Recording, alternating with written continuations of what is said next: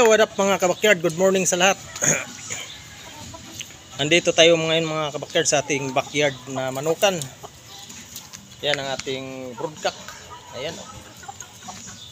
Yan ang ating bulik.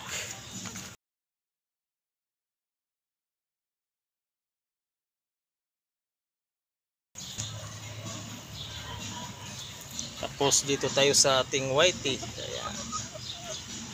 Ang white kilso. B-boy. Tapos yung dom sweetie red yan. Yan ang nanay nito. Yung bulik na yan. Tapos ito yung bulik natin na imported. Ayan.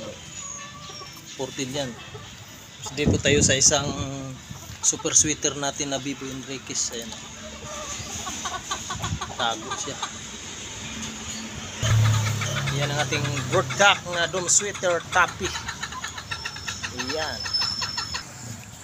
Ayan, tapos dito tayo sa kabilang farm natin mga ka-backyard. Ayan, itong isang broodcock natin na open air. Ayan o. Halimbuyogin na open air yan. Ayan. Tapos dito tayo sa mga inahin natin. Ayan mga dukhal si tappy. Ayan o. Mga winning line yan. Ayan. Ito anak ng 3 times natin na dukhal si tappy. Hiraw. Ayan siya. Ito yung kay Junel Paras na nabili natin. Ayun. Tapos yan ang dukhal si tappy. Talisayin yan. Itim ang mata. Itim yung mata. Ang itim ang mata niyan. Dito tayo sa ating isang piraso. Isang piraso nating panlaban na yan. May lalaban natin yan sa fight lang. Dito tayo sa ating bantay na aso. May bantay na tayong aso dito. Ayan yung aso na.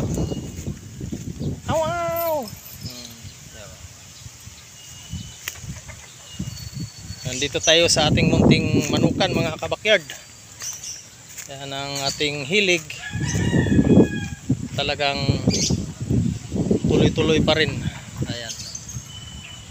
Ito ang aking backyard. Papunta roon yan. Malapit ko na matapos paglinis yan. Hanggang doon. Nalinisan ko na yan. Ito pa lang ang manok ko. Kasi kaumpisa lang sa palahi ngayon. Sana bigyan ni Lord ng maraming papisa at siyempre magpapanalo. Ayan nating mga munting manukan. Maraming salamat mga kabakyard. Thank you for watching. Please share at subscribe sa aking channel. At hindi pa nakasubscribe, please subscribe mga kabakyard. Maraming salamat. Bye bye. God bless all.